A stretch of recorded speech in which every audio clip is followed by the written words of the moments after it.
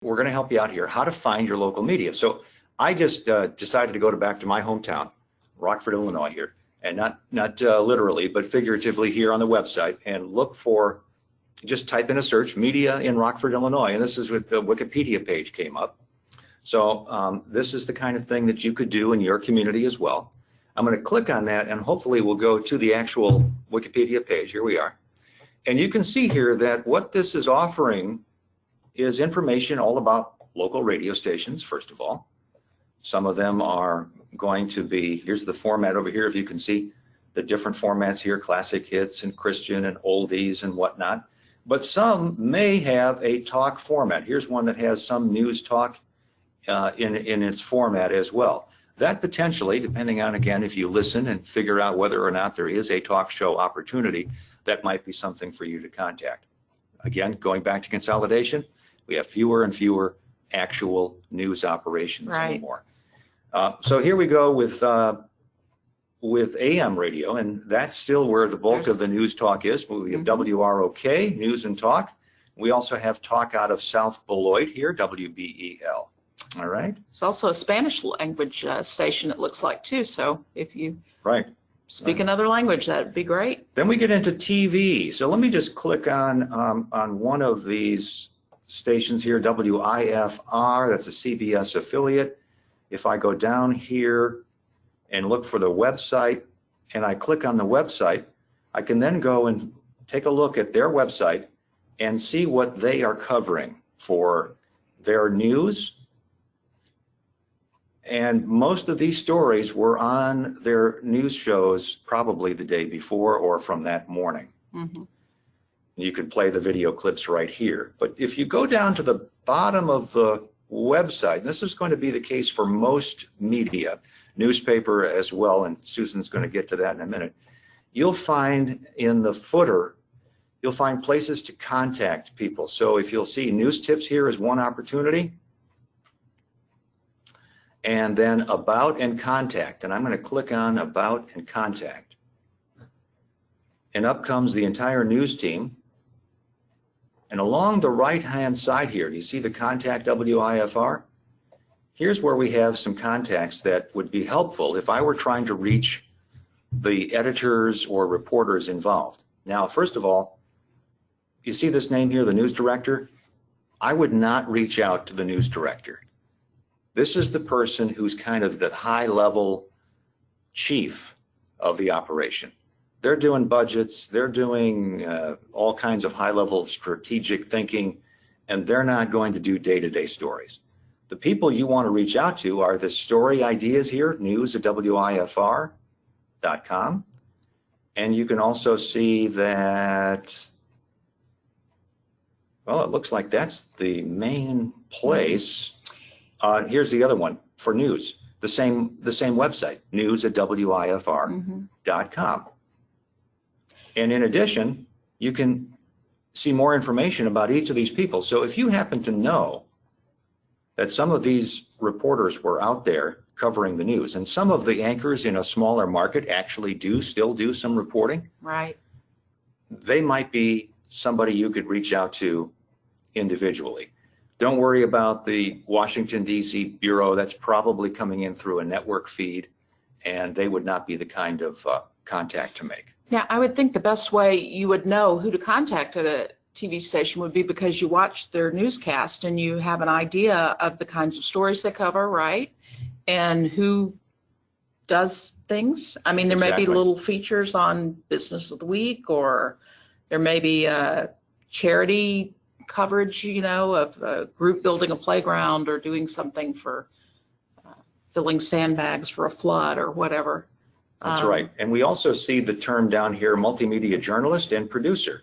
A producer in TV is generally somebody who is getting the information for a reporter and helping to package up the story that the reporter is going to actually voice on the air. The multimedia journalist, not sure exactly in this particular case how that person functions, Allison here, but my guess is she is charged with coming up with a variety of ways to make that information that they have available online, in their blog, perhaps a shortened version of the TV story that got put into another video form. Right. There's just a number of different ways that their information can be packaged nowadays, and it all falls under the umbrella of multimedia. Right. They probably also have social media as well. So they'll have a Facebook page or whatever, Instagram.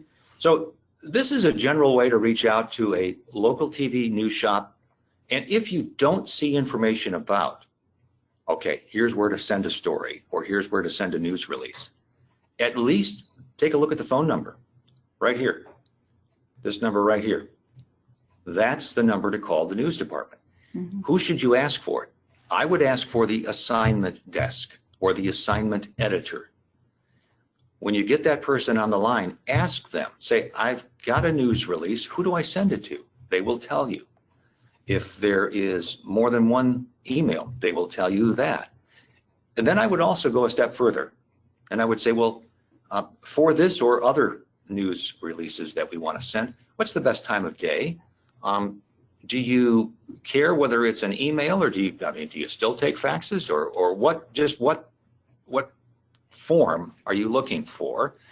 And also, can I call you with news? No, they'll probably say, we'd rather have it emailed.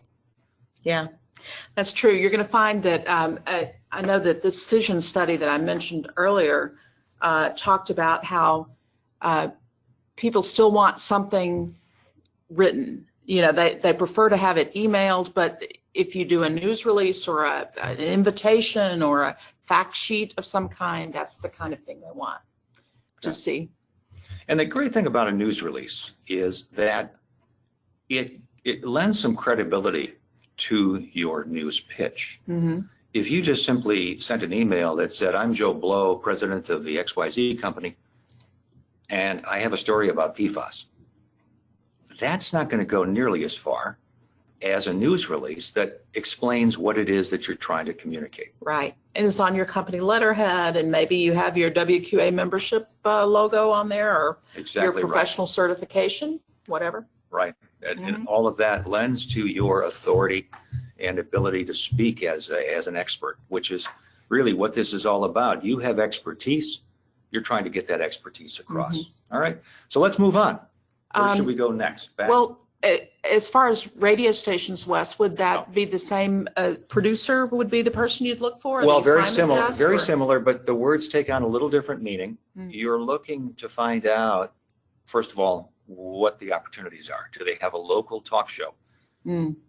If they have a local talk show and they interview local community residents, then you'd want to contact the producer of the show. The producer is a little different function in radio. That's the person who actually works in the backgrounds in the background to get that show off the ground, so to speak. They're working on behalf of the host. They book the guests. They arrange the interviews. Okay. If it's a news story and you're pitching that news department and they have a news department, then it would be either the news desk, news assignment editor, news editor, possibly the news director, because in radio things are not nearly as hierarchical in radio. Yeah. And the news director is probably the morning anchor and is probably the guy picking up the phone when you call or the woman. Okay. But what are let's go back to some real basic things here.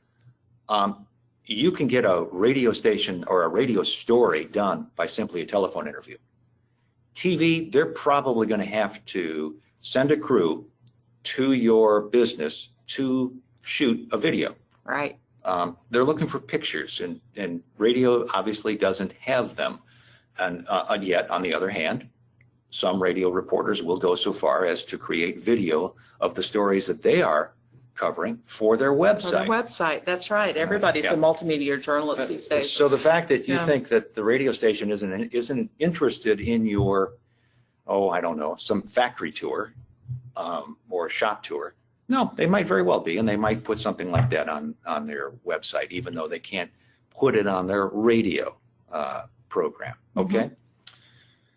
All right, and do we want to move on to a newspaper? Yeah. Now I looked at your at this list of Rockford area media, and I was going to go to the Rockford newspaper and show people how to demonstrate how to find a contact there. But actually, I ran into something called a paywall, which is very common these days, especially at newspaper sites.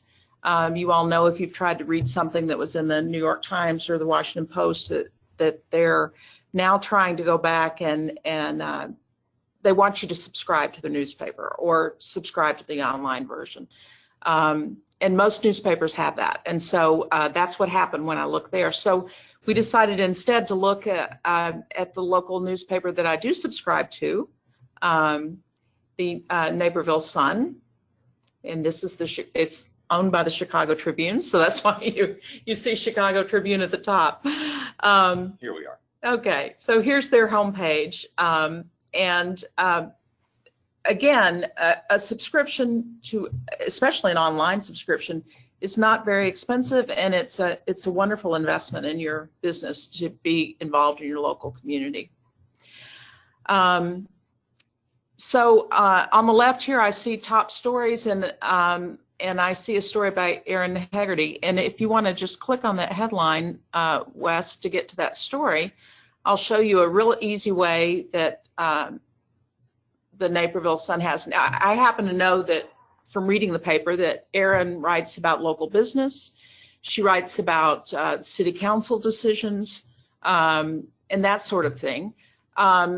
She's one of only 2 or 3 actual local reporters there, so I kind of know what she does. If you look at her byline, the part where it says by Aaron Haggerty, it says contact reporter right there on the right. Well, you clicked on the left, and what that does is it calls up her other stories, which is a great way to see, okay, all right, so she's written a story about the Park District, she's written a story about Ramadan, she's written about the Children's Museum, the Naperville, so you kind of get an idea of the kind of story she covers. Okay. If you just want to go back to the page you were on before. So right there next to her name, it says contact reporter. That's the easiest way right there. It's going to take you to her email. Okay. So in this particular case, it wants to open up email to send her. Right. So we'll just get out of that. Okay. Also, if you go to the very bottom of this article, it'll take us just a second here and we get a lot of ads. Sorry. Yep. You'll see that, again, here is her email address. So I could just copy this. You could copy that. Put that into my own email. You could. Yep. There's also her Twitter handle. Yep. You'll see that a lot of times too. And that's a great way to now we go to her Twitter page, and here you can see her feed she posts a lot of her own stories, of course. You might find that also on her, if you looked her up on Facebook and followed her on Facebook. But you also sometimes will find things there, in addition to breaking news, you will find things where maybe Erin's working on a story about downtown Naperville expansion or a project, and she might actually ask if you have a business in downtown Naperville and you know, can comment about this topic. Here's a kind of an interesting thing, is that a lot of reporters will tweet about a certain event while it's happening. So do you see all of these tweets here? Mm-hmm. If you go down and think of this in reverse order, it appears as though she's at a meeting, potentially city council, and she is tweeting step by step what the council is doing. Right. And she's posting these tweets. So anybody who's following her on a given evening or given day could follow along with her tweets and then return here to this page to see more of them and to see kind of a compilation of these, which she will then put into her own story later on. Some of the information that she's putting in the tweets may not make it into the story. So there's a certain amount of sausage making that you can see here. We used to refer to that as sausage making, when you're actually putting together the story that most readers are not going to know. Well, in this case, you actually do get a taste of that, because these are notes that she's taking at the time the meeting is going on. Not the easiest thing to do, by the way. No, it's not. To keep the tweets going. It's very, as we said, reporters these days are extremely busy. And Erin has, the Naperville Sun only publishes 3 days a week, but Erin usually has at least one front page story every time, and usually 2. And then there's usually some short stories inside. So she's very busy. So as you can see. imagine if she were covering a story about water, Mm-hmm. happened to pick up the phone and get a call from you, the business, the local water dealer, and put a quote in one of these tweets because she had spoken to you. Right. That may not make it into a news story, but it's here on her news feed, and that could get picked up and seen by somebody else. Right. Offering, again, third-party validation yep. for what you do. Okay? Another thing you might want to, if you go back to the main page here, Mm-hmm. Look at the top and you see there's breaking news, business, you know, all these different things. Look at the opinion section. Okay, I'm clicking on that. Now this is another place that would be great for you to, a way for you to get something in the local paper. And they run letters to the editor in the Naperville Sun as well as the Chicago Tribune, which is here. If you scroll on down in the column on the right, did I go too far? What? No, there's some right there. It's at the bottom, actually. I don't know what happened, but scroll down. Meet the editorial board. Submit a letter to the editor. All right, click on that. If you click on that, what is a letter to the editor? It's you commenting on an issue in the news or commenting on something. It tells you, it says, we're going to, this is how we want to receive them. This is how long it should be. And the letters are addressed to the editor. You don't just put out a note to anybody. They might edit it. And then actually, if you scroll on down, there's a form you can fill out. You can just paste your letter right there and send it in. Now, why do I have to submit all this information about name and address and contact information? Well, you know, unfortunately, there are people who will try to use this for evil, Wes. And so what they're going to do is they're going to call you and verify or email you and verify that you wrote this letter. They might have a question about the letter. They might want to make some edits. They may have some suggestions for you. So that they just need to be able to get in touch with you and know that you're legitimate and that you've written this thing. Okay.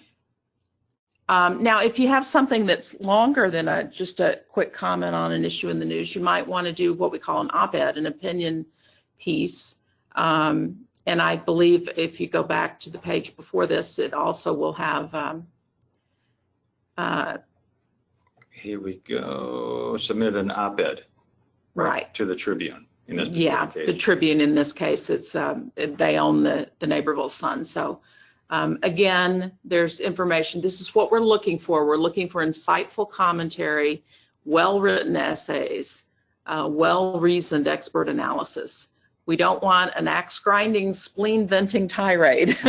so that's or self-serving. Yeah. So again, you can't come across as talking about how great you are. Right. Leave the marketing hat off and work on something that you feel would be beneficial for the community to hear, but oh, by the way, they see your name and title and who you are in the process. And articles here are actually not a whole lot longer than the letters to the editor.